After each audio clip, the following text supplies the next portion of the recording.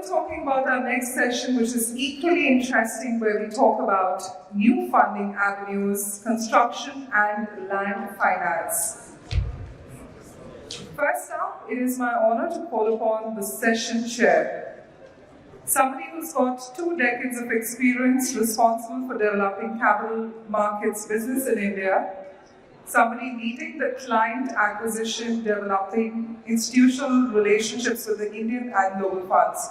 But before we call him, could I request everyone, if you would want to have conversations, please step out in interest of our speakers. We would want all of you who are in the room to kindly be seated. We'll just give you a couple of seconds on that. Let's not disrupt the flow, and if any conversations need to happen, you may step out and then step in again. But we need to, in interest of time, start off with our next discussion. Giving you a couple more seconds.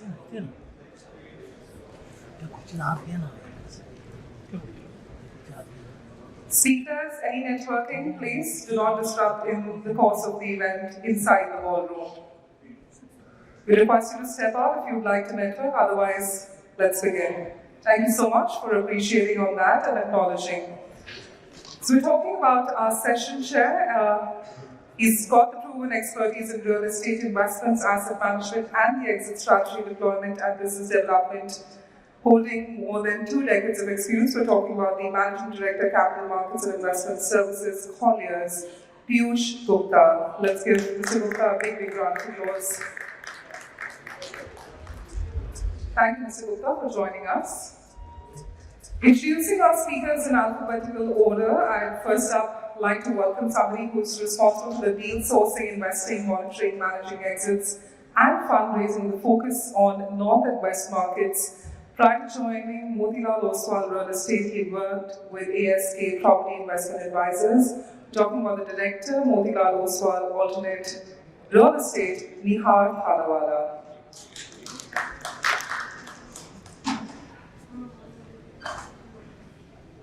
So do we have, Nihar is not joining us. Next up, somebody who's got 29 years of diversified experience spread across investment banking, private equity, lending, and structured finance in the Indian real estate. His association with real estate industry dates back from 1994, the beginning of organized real estate investment banking, consulting, and agency business in India. The Senior Director, ICICI Ventures Funds Management Company Limited, Puneet, Bhatia. Next up, joining us is somebody who's with BTB with a rich and varied corporate and banking experience spanning over 15 years with stints at companies such as ICICI Bank and in different states such as Maharashtra, Madhya Pradesh, and Gujarat. We're talking about the Executive Director and CEO of BTB Realty, Sachin Bhandari. Next up, we're talking about somebody who took over as the Managing Director of Puranik Builders in 1993 and has played a pivotal role in taking the company to new heights. He's helped Puranik Builders constantly achieve an enviable BBB plus rating by CA, which is the best rating for the real estate sector. Let's welcome Shailesh Puranik. Shailesh, thank you so much. And joining us would be somebody who heads the real estate and infrastructure practice of the firm for the Western Indian region, consulting and regularly advising the domestic and foreign clients, and also his clients include the global fund houses, multinational corporations. We're talking about the partner of Fox Mandal and Associates LLP, Sushant, Shetty. Well, with a great panel on stage, it is now time for me to pass on to our moderator and our session chair to take it forward. Over to you.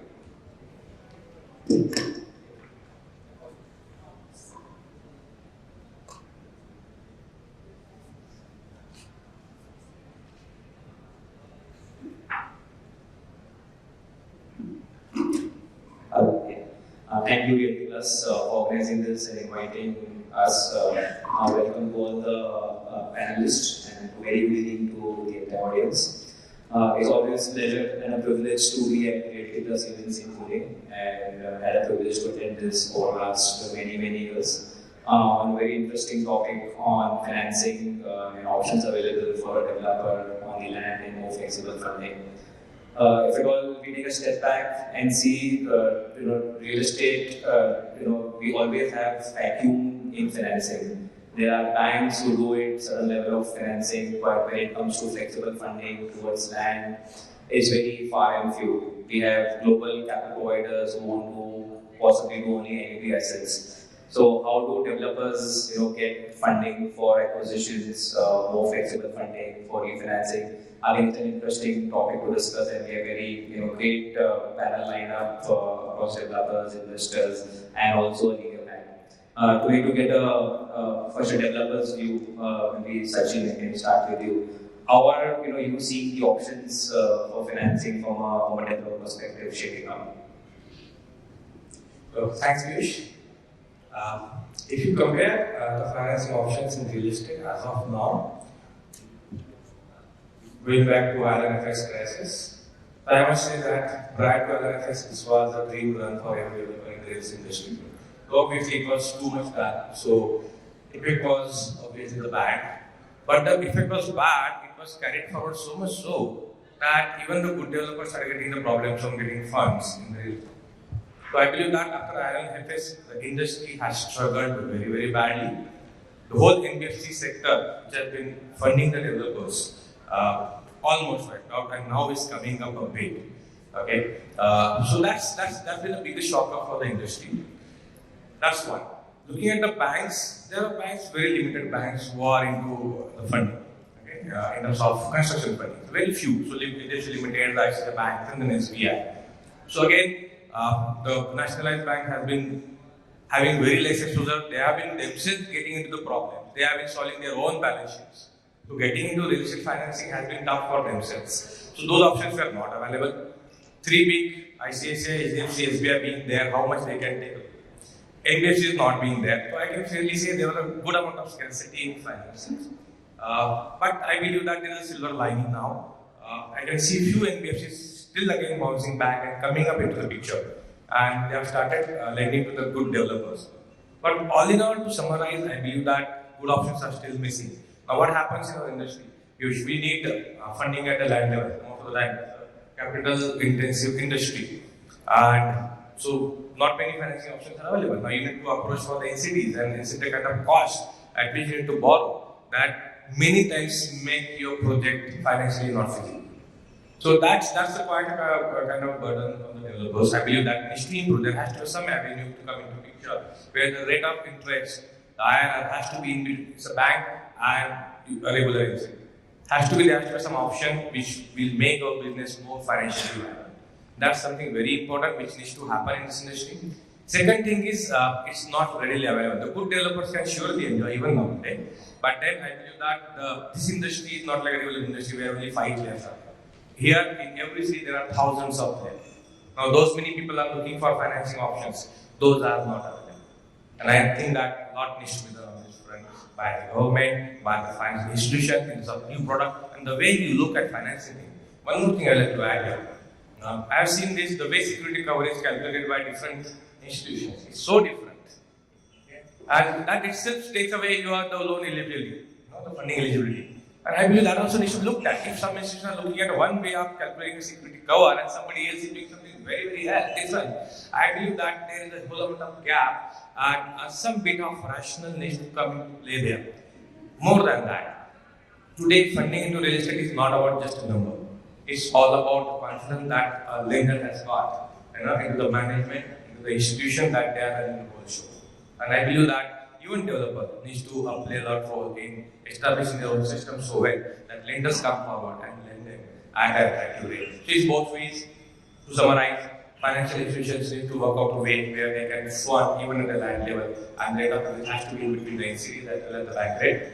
The second part, developers need to play their own role. There will be more discipline. Though the era is there, we are better off. And I believe still there is a whole lot of scope for our office to improve and create a trust in the market so that all the lenders come forward. And even perhaps get into the equity part, which is not seen in a long time. So equity is completely missing in our industry. Perhaps sir will play a major role there. Okay, so I give it to him for the, on this hand. Thanks, Sachin. Before we, ask Puneet was the question, maybe Shailesh, if I may, if you want to add on to what Sachin mentioned, and also from a developer perspective, how do you think your from a developer organize your balance sheet? Normally for any industry, you have capital, then you have development financing, and then once you exit it, convert into an NPS or something. Today, options for the early stage are almost non-existent, right? So, for developers to grow, how do you, kind of plan your growth from a capital perspective? Yeah, thank you, Piyush. But I think slightly, before answering that question, I would just like to add on what Sachin was saying. So, I think where are the institutions which are lending today in the market? They are non-existent. I don't think the finance industry or NBFCs or whatever you want to call it, a Lehman Sisters crisis for us or whatever you have been calling it. I think lenders or these institutions have never recovered out of it. And I think the brunt is what the developer fraternity is facing today. No new finance is available. Those who are there in the market, they are saying that I want to withdraw from the market. I want to shift from wholesale to retail. So I know a large NBFC or HFC saying that we want to shift from our NBFC portfolio to only an HFC portfolio. You all know who I'm talking about, and they are talking about that. Okay, this much we want to shift here. If there is no wholesale lending happening in the real estate industry, how will you get business for retail? So I think only thing that is happening today in the market is refinance, where also there are very few institutions which are out there doing refinance. Everybody is talking about simple plain vanilla transactions which are non-existent today in the market. There is more and more pain which is coming out still in the market, and I think it's only because of the lack of funds and lack of funds available at the right kind of interest rate and the right kind of patient capital. You cannot say that my project is 6 years and I'll lend you for 2 years, and then you refi me after a gap of 2 or 3 years. That is not something that is right for the real estate industry to thrive, survive in today's market, especially with RERA and other challenges coming in. What we really need is, of course, changes in laws and regulations. Of course, something like SWAMI. I think SWAMI is something that came up with a brilliant option, wherein the funding is available at a reasonable or reasonably low interest rate. Second, the funding is not dependent on your sales. They will fund till the project gets completed, and then they will look at repayment or something like that. So I think we are looking for this kind of patient capital. But I think one SWAMI is absolutely not enough for the kind of real estate market that we have today, and it is growing. At the same time, we do not have any kind of finance available. Forget about finance being available for land buying, which is really we need. That is so non-existent today in the market. You cannot talk about only 3, 4, 5, as he rightly said, 3, 4, 5 people are getting equity or finance for acquiring, and then there are at least, if not thousands, hundreds of players in any given micro market. You take Pune, you take micro markets of different MMR, you take Thane, you take Bangalore, you'll have at least 100 players operating, everybody in need of funds. Investors are non-existent today in the market, primarily because there is no real profit left in this industry. So where do we go from here? Unless we find a solution, government comes up with, multiple SWAMIs or enabling regulation. I'm not saying that, you promote SWAMI, but you come up with enabling regulations because of which the right kind of funding will be available. Because if you go for something like payable variable or a patient capital kind of structure from anybody else than SWAMI, then you're talking about from 10 directly to 2021. There are no profits left in the market today that you can afford a capital over 20, 21, 22%. And I think this is a real serious issue facing market today. And I think, of course, we are a fragmented lot. Developers, to an extent, we are together. Then, of course, the lending people, to an extent, they are together. And government, all these, wheels should come together and work in reason to find a solution. Otherwise, we are getting into a situation where the real estate has started doing well, and you will shortly, of course, the inventory overhang I was just talking are really at low levels, and supply will not match up with demand, and ultimately, I feel we are going into a situation where the prices will shoot up, which we of course want, but that is not a very healthy for market, because if prices shoot up beyond affordable level, again you have a challenge. So I think holistically we need to look at this. All have to come together and find a solution to this. I think very interesting points, Shailesh, you brought out.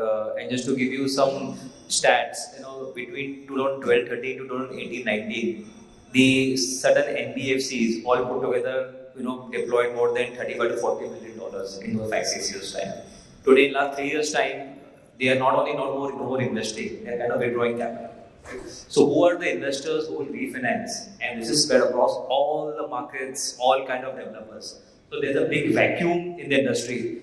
Today, real estate is the second biggest contributor to the GDP in India, the entire construction industry. So this industry needs capital. The industry has been, lobbying for getting the infra status or the industry status, but it's not got it. So opportunities are huge, but the capital is not coming, for the overall development. So maybe, Puneet, we can, get through here. We all know the demand in housing is very, very strong across markets, and this is getting seen in last 2.5 years' time. Investors can take money, but why do you think investors are not, we are not seeing that kind of exuberance of investors to invest in real estate? Thanks, Piyush. And thanks, Sachin and Shailesh, to basically put me on a mantle on the challenges on the land side funding. Now, if you actually analyze the sector, when was the land funding was happening and when was it stopped? Exactly 20 years back, 2003, 2004, RBI said the banks cannot fund land. And therefore, they opened something called Press Note 2005, where the funding was allowed through the equity route, as we call it, and that's a pre-Lehman period we're talking about, from 2005 to September of 2008. Ample chunk of money came in. Now let us look at the construction finance book and where is it actually going, and that is where the real problem lies. See, what is happening is the democratization of capital is not happening. So roughly, if you look at the broad numbers, inflow of capital into India has been very steady. It might surprise you that in 2017, we have $5.08 billion of capital. And consistently, except for 2019 when it went up to 6.2, we have basically having a $5 billion of capital coming practically every year, including the 2022, which was $5.8 billion, which means that money is coming in.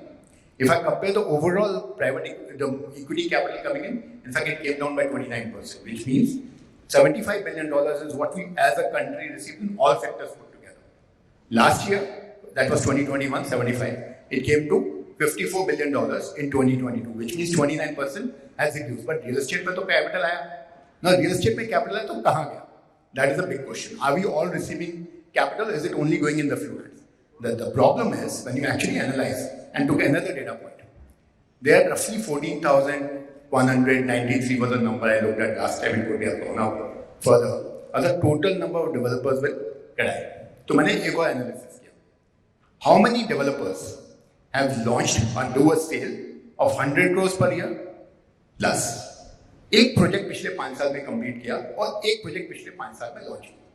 The number was 2.5 to 3% of this number, which means are all the developers consistently launching and doing the projects and doing the active sales? No. So market in a way has become smaller, and that is the point I think our friends are saying. The capital is going to a limited set of developers. I mean, roughly again, top 20 developers of this about $81 billion. $81 billion include both construction finance plus LRD capital, lease rental discounting, funding from banks and NBFCs. NBFCs obviously come obviously, but largely banks. उसमें करीबन 20-22% capital is only going to the top 20 developers. And उसमें larger component LRD होगा because larger developers would end up doing office. So again, the point which is there is that the developers obviously need to build a larger track record to get it. From the financial perspective, yes. They also are going by the legacy. I mean, post 2008, the way, and RBI circular as well. Because RBI circular has actually stopped funding of land. In fact, you can't take any money from NBFC, which was the largest. पहले क्या हो रहा था? 2012 से 2018 तक एक NBFC आया, दूसरे NBFC ने उसको निकाला, फिर दूसरे को तीसरे में निकाला. Right? That is what was actually happening. Now what is happening? As RBI came up with a circular and said NBFC same मैं आपको 2004 याद दिला जब banks को रोका था. When the circular also covers bank, where basically what they are saying is that NBFC cannot fund the project till all approvals are in place. So NBFC का पूरा market in a way out. Now who's a solution which can provide? थोड़ा मैं यहाँ पे bragging point ले लेता हूँ. Someone like ICICI Venture, which has a AIF structure, which pools capital, and and we have peers, whether it is a Kotak, HDFC, and I think you met some of them. One person is obviously not there. His name was announced from Moderator as well. Or ASK. I mean, that's a pooling vehicle where you can provide a solution capital. हम जिस capital की बात कर रहे हैं, वो solution capital है. और solution capital can typically come in from these investors. So I will come to the cost of the funding in a little bit of time. I think we should ask some other questions also. कि वो 22 क्यों है और क्यों capital ज़्यादा residential में landscape में नहीं हो. So I'll come to that. So, I think Puneet, you also brought a very good point that India has been getting a consistent foreign direct investment between $4.5 to $5 to $6 billion annually. And if you see a trend up to 2015-16, the bulk of the capital used to come for residential. In our last 6-7 years' time, I would say the equity in Indian real estate, residential gets only a fraction of it. Majority of capital office now to go in logistics and even some other asset classes like data centers or even retail we are seeing. So consistently residential exposure of foreign investors is going down. So Puneet, if I may just take this point also from you. At one end we speak such a India under-penetrated market from a housing perspective. Sales have been phenomenal across markets even during the COVID time we have seen it. What is required to give investors the confidence to put in equity in residential? Because even earlier NBFCs used to invest as debt, but I think as a sector needs equity. So what can be done to give confidence to the investors to put in equity in residential? I think पैसा वहाँ बनता है, पैसा वहाँ आता है जहाँ पैसा बनता है, and there is a considered a lack of perceived risk. Right? I think the investors do feel that there is a bit of erraticness in the residential sales because it's very difficult to predict effectively whether, despite of all the data available, but to a large extent predict a couple of things. Equity essentially means that you have to fund with it for a life cycle of the fund. Right? There have been instances where the life cycle of the fund itself could go beyond that period. The project approvals and delays. So if suppose the money is basically coming for lack of a better word, let's say 6 years, right? It could be 7, it could be 10, it could be 5, but largely 5 to 6 years enough capital. Completing a project within timelines when you are looking at for equity at the land stage could really be extended beyond the time limits because you don't have a prediction on the approvals. That is one risk challenge investors are facing, at least the offshore investors. Because we did some roadshows, we discussed such kind of a product on the residential equity side as well. The second basically challenge is also, it is challenge in minds of some of the investors because I don't think that's a real challenge, but I will still spell it out what is there in the mind. See, moment they bring in equity, in the eyes of RERA, they are co-promoters. A lot of those institutional investors do not necessarily may want to take that risk. You can have structures, and my friend from Fox Mandal will talk about possible structures to safeguard such investors. But that is another reason where you are saying that if suppose I'm coming in an equity, land stage, land का take रहेगा, उसके बाद जाके project बनाएंगे, उसके बाद exit करेंगे. Effectively, the eyes of RERA, they are co-promoters. And some of the institutional investors do not want to do it. Last but not the least, as track record on the residential equity has not been that great, so we need some more time for this sales to have that crisis of confidence to build over a period of time before you would find larger chunks of equity coming in. Having said that, there are developers. So first set of residential equity कहाँ पे आएगा? It will come in platforms, right?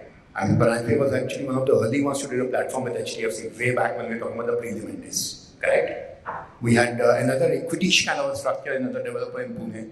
I'm talking about a listed company where they basically got the money from a Japanese investor in a listed space. There's a platform which has happened with a very large company based out of Bombay, which is also into contracting as well as into development. on that one. So first chunk of money will come in platform forms. If you are saying line pool capital aa jayega, which would invest in 5 developers, I don't think that is happening in the near term. Thanks, Puneet. Before we take developers' view, maybe Sushant, if we can get you in. I think Puneet brought out this point on apprehensions in terms of investors along the legal process, approvals. So, how do you see investors are looking from a legal standpoint and legal ring fencing for the investments in India?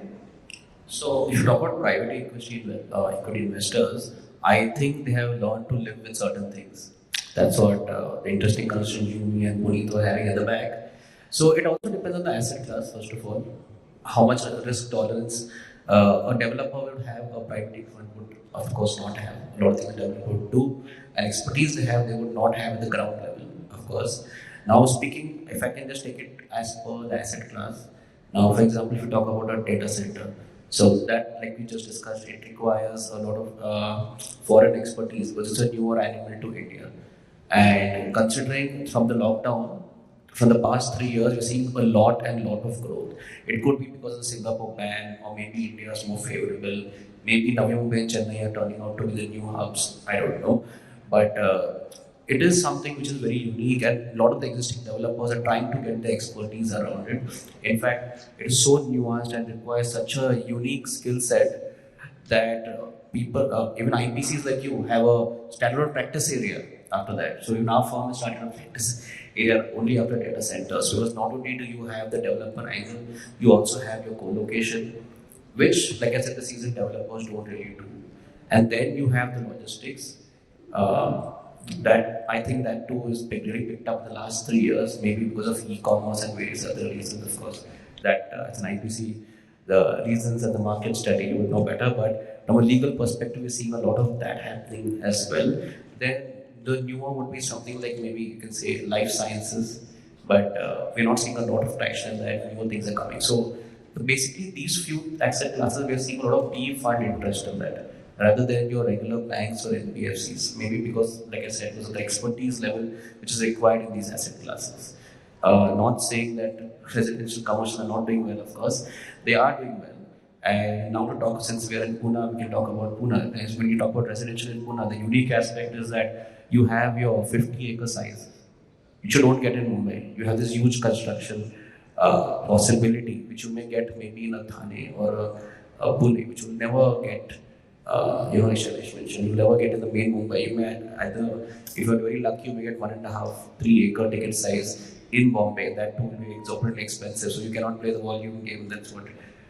So funding there will definitely come from your banks and NBFCs. In commercial, you're seeing a lot of work going around in the ITS space. And considering the laws around ITS, it's very broad. Anything can be ITS. If you ask anyone in the market or any of the existing developers, as long as everyone has a laptop, it's ITS now. So manufacturers are evergreen. So like I said, it depends on the asset class. The funding model would largely depend on that. So the newer asset classes, like just to conclude, would rely a lot on private equity funding. And rest of it, you have your good old fund, then you have sector-specific funds like Swami coming in. So I think funding right now is not a very big challenge. There are newer avenues coming up and newer options coming up. Yeah, I think interesting point, Sushant. And we are clearly seeing that at least the global investors wanting to take more stable, sustainable assets, which includes office, non-data centers, and logistics as well. Yeah. But to the earlier point, looking at the funding avenues, and I think something like a Swami fund played a very important role in last 3 years' time to unlock the stress from a financing perspective. Whether we're going to have a Swami part 2 or more structures like this. I think the interesting part about Swami-like structure was one is flexible funding and also at an affordable cost. I think no other industry, I think in India, has a consistent high cost of capital. Whatever interest rate cycles which we see in the economy, but the cost to developers in real estate never goes down. And Puneet, you mentioned, these return expectations go as high as 20, 21, 22% for slides of flexible funding. Whether the industry any industry can sustain, that kind of, cost, it's practically impossible, right? So, Shailesh, your thought, from a developer perspective, how would one sustain with these kind of costs? So either government has to now possibly step in and make it more flexible for NBFCs to borrow cheaper, lend cheaper, but there has to be some mechanism because cost has to reduce. And at one end, we are not seeing the final product price going up. Cost on construction is increasing, finance cost keeps increasing. At what margin will developer work? No, so I think how you sustain price, I'm saying you don't sustain. The industry will not sustain on this high cost of funds. Of course, there are their own challenges with hedging costs coming in and withholding tax and all that. So I understand that, but we are seeing that we are all working on non-existent or wafer-thin margins currently. You take any sector, you go to premium class, you go to mid-income, low-income. So there are profits which are absolutely non-existent today. And what I mean by that is, of course, that you have to take the land as cost as on today. And we have recently seen that land prices have started moving up. So the asset prices are moving up, but the end user prices are not moving up in that ratio, I would say. The construction costs have gone up, as you rightly said. Land costs have started moving up. It's an investment cost from today. So if you look at that, we are working on zero profits today. We are trying to unlock the value of the land, and by the time we are completing the project, that value is also getting evaporated.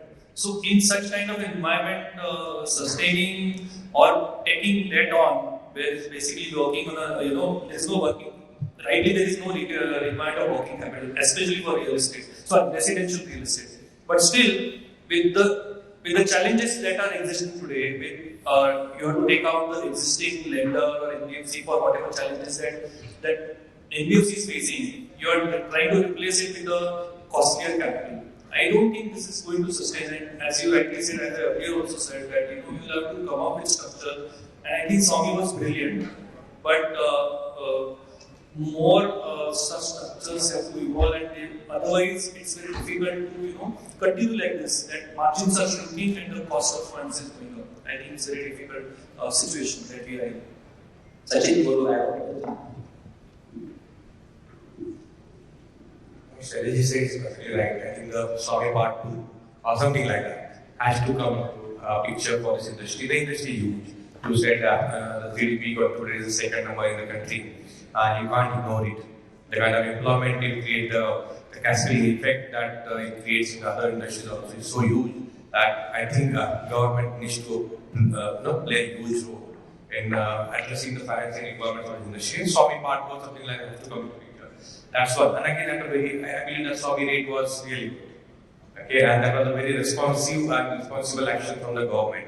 And how can it stop? It cannot stop. It's a huge industry. It's an ever-growing industry. The country is growing. The requirement of homes and everything is going to increase further. Okay, so I believe that you cannot stop this kind of a good initiative. It has to continue. Second part is I believe that now I live into a bit of financial institutions. Okay, and I understand there is a lack of trust. Even the developers are responsible for that. I understand, but there are a good amount of developers who can be trusted well. And if the control mechanisms are good enough, I believe that some financial institution will have to come out with a good product. Okay, and that good product has to be a combo of a land plus a project level.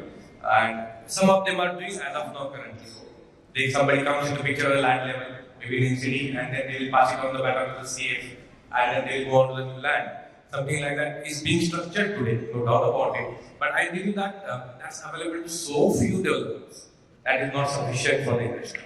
So yes, so this has to increase somewhere. But again, I will take some onus on the developer side. We all need to improve ourselves. So Puneet, coming to you, I think the way real estate is positioned, whether in front of the domestic investors or global investors, it's a very high risk industry. And the return expectations are also that highest in any company in the industry. What is that, as an industry or a, institution like you, who you kind of, allocates capital, gets capital from different sources, do to change this perception? पहले कुछ second में स्वामी one के लिए बात करता हूँ. Then we talk about Swami. Then we talk about the perception. Now, what is Swami? Swami basically is there. So, I'm sure, and I'm only talking from the what is available in the public domain. that if suppose the developer has put 30% of the capital, which means वहाँ पे कुछ buyers होने चाहिए, कुछ construction होना चाहिए, land acquire होना चाहिए, you get it at 12% IRR, which means the pressure to basically fund go back to the Swami is not there. So that is Swami work. Beautiful work done by government as well as the team, right? Because when they were analyzing, the whole objective was the buyers are struck. Let us give a solution to the buyers first. In that, automatically developers also obviously got benefited. So when something is expected from the government, it is really would be beneficial as a sector as a whole. I also believe that, if suppose you're only depending and saying that government will come up with something of a product which is at a land acquisition stage, at least in the short term, I don't expect that funding to come from the developers. Now coming back to from the government. Why would government start funding on the land thing? Because all the signs of the government, right, since 20 years now, they are trying to curb institutions, both banks and NBFC money, into the land acquisition, right? So, solution to AIF. Now, AIF could be a pooling vehicle from offshore capital, domestic capital, or some of the pension plans in India. The question I think somewhere we can ask is that if Canadian Pension Plan Investment Board, right, or a CDPQ, which is a Quebec money, right, or a GIC, which is a sovereign, if they are taking a call on India and saying we are putting capital in India, is there a pool of capital available within the pension plans in India? It could be ICICI, could be someone else, right? I mean, EPF or whatever, effectively, or even a private insurance firms. Is there a solution lies in that pool of capital? Maybe it is, maybe it is not. It will depend on the risk perceived by them, right? Image of India, frankly speaking, दो counts में चले जाते हैं. When we go for discussions, one is at a macro level, India's story is beautiful, no doubts about it. The fact also remains that some of these institutions are getting opportunities back in their country. And American is saying कि भाई मेरे को वहाँ पे कहीं पे stress का, I mean because of the COVID or whatever, right? I mean they're getting opportunities where there could be a product mix change in their micro market. It could be a hotel converting into office for a lack of better example, right? So they're getting opportunities which they feel are making sense from their perspective, right? So we are not only competing, and then we are also competing in capitalization world. I mean, India is actually speaking, there are transactions where, in fact, I was just discussing with Piyush on another, before we stepped in, with another institution which has set up an office in Singapore recently. They seem to have loved more Sydney more than India. Different markets, but वो बोलते हैं कि हम लोग Australia में पैसा डालने में ज़्यादा comfortable हैं. And we happen, both of us independently happen to meet the same institution very large globally, right? मतलब effectively globally उसका AUM इतना होगा जितना पूरे banks और NBFCs का इंडिया का book पकड़ के भी नहीं होगा, right? So long story short, what I'm trying to say is, I mean we are all moving towards the right side, right direction. 32 months of inventory or 40 months of unsold inventory has come down to 10, 11, 12 depending on which report you decide to take, but mota moti wahin pe hi hum. So we are moving perfectly in the right direction. Swami is giving a solution towards that side. Office में क्यों capital आ जाता है? या logistics में क्यों capital आ रहा है? I mean $5 billion तो problem. अच्छा $5 billion also is consistently coming, right? मतलब 2017 से 2022 or practically 23, but we have read in 22. Every year $5 billion capital आया. बढ़ा क्यों नहीं? Why did it not exponentially increase?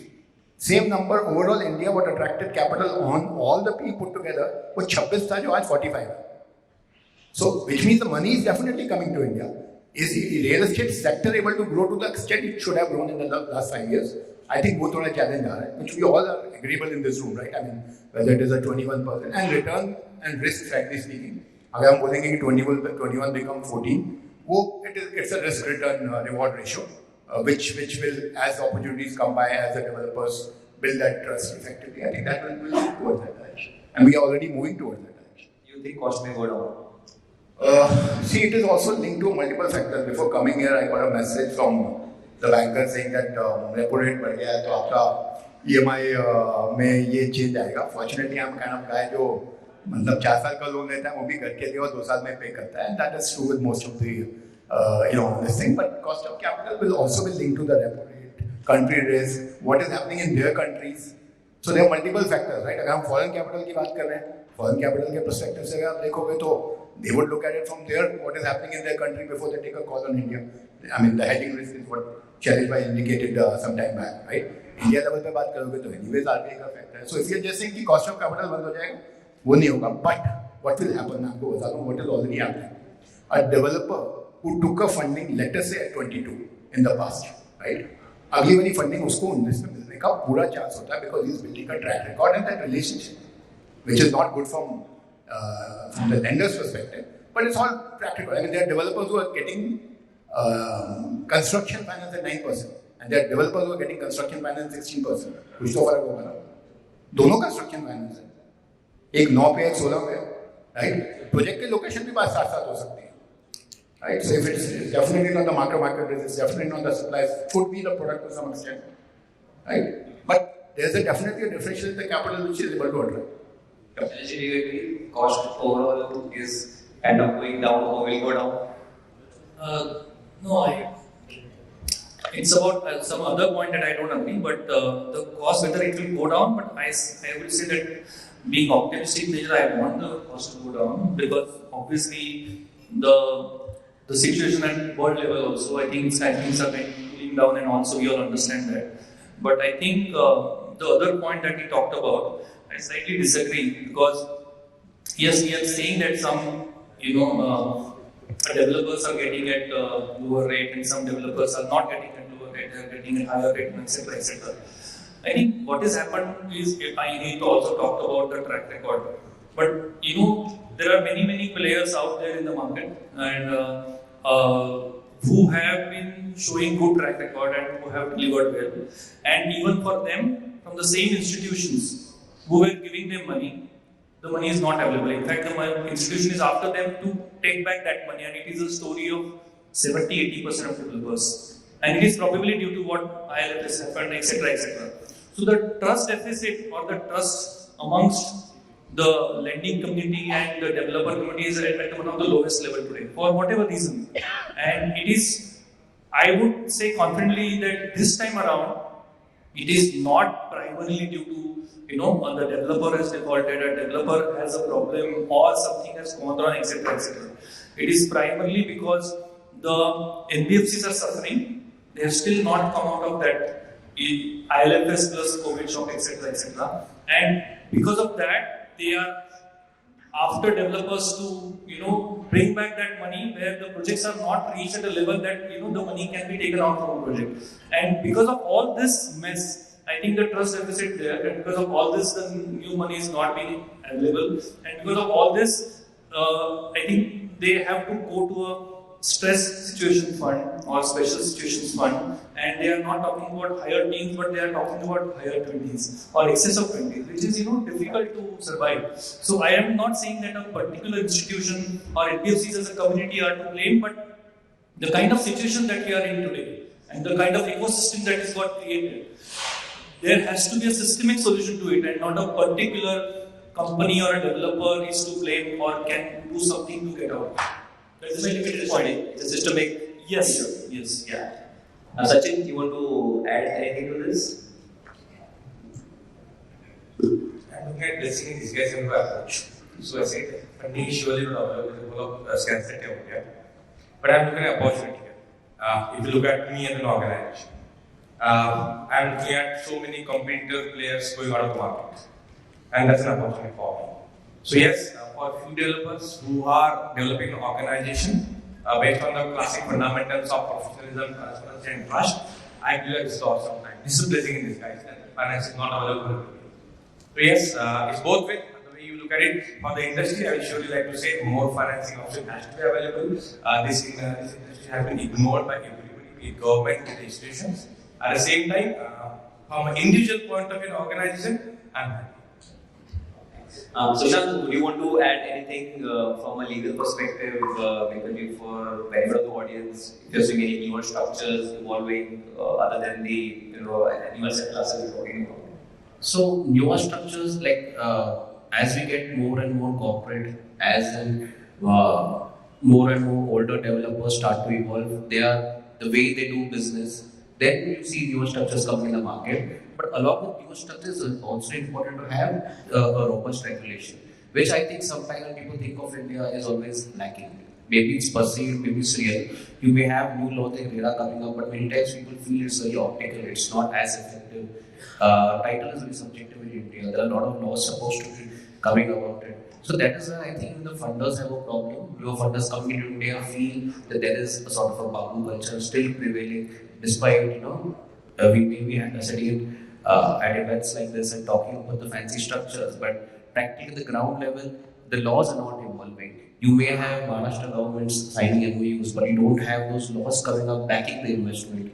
So those are the things. Like for example, in of course your residential commercial, you have RERA, but disputes are not being resolved effectively. So the newer generation, of course, is looking at renting more rather than buying, seeing all these risks like construction not being even on time. So that is where I think when the laws, if they are properly in place, at least as a lawyer, being the one man out here, I can say people will get definitely more confidence when they see the legal framework working in their favor. And of course, for the other asset classes, you have policies, like for example, like to go back to data center, Tamil Nadu has a policy, Telangana has a policy, UP has a policy, West Bengal has a policy, Odisha has a policy, but Maharashtra, who's one of the preferred destinations, they have to have a proper policy in place. It's the dogs, but it's not coming out. So that's why people have a question mark before they start to embark the process. Then what comes under RERA? That is also not defined. Of course, it's a newer law, but people have that question like what does come under it? Now, about 3 months back, the judgment that logistics clearly comes under it. So people are quite surprised. Like, what about short-term rentals or long-term rentals? What do we do about them? Will RERA affect that? That affects investors as well when they're giving these on leases. Even on data centers, like people are wondering, will co-location come under that? So I think if you have, from a legal perspective, you have laws well defined, of course, your NBFC laws well defined, I think that should promote investment as good as any other factor that we're talking about here.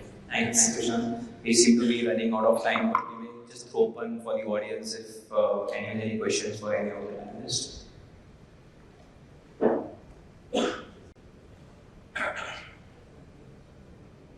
I guess we are good. Thanks all the panelists. I think it's been a great session. Very good, interesting learnings from options available, what we can do from a regulatory standpoint, system standpoint. I hope everyone takes away quite a few things from this session. Thank you so much. Thank you all. Thank you. Let's give a bigger round of applause, ladies and gentlemen, once again. We request our panel to please stay back. We request our panel to please stick around. As I take the opportunity of calling upon the President, Tikitar Danosa India Private Limited, Himanshu Agarwal, to kindly join us and help us with the felicitation. Let's give Mr. Agarwal a big round of applause as he joins us on the stage. We have the mementos now being presented. We request Mr. Agarwal to give them one by one the mementos. First up, thank you, Piyush, for joining us. If we could have you in the center and make it easier for the media team, of course. Thank you, Puneet. Thank you for joining us.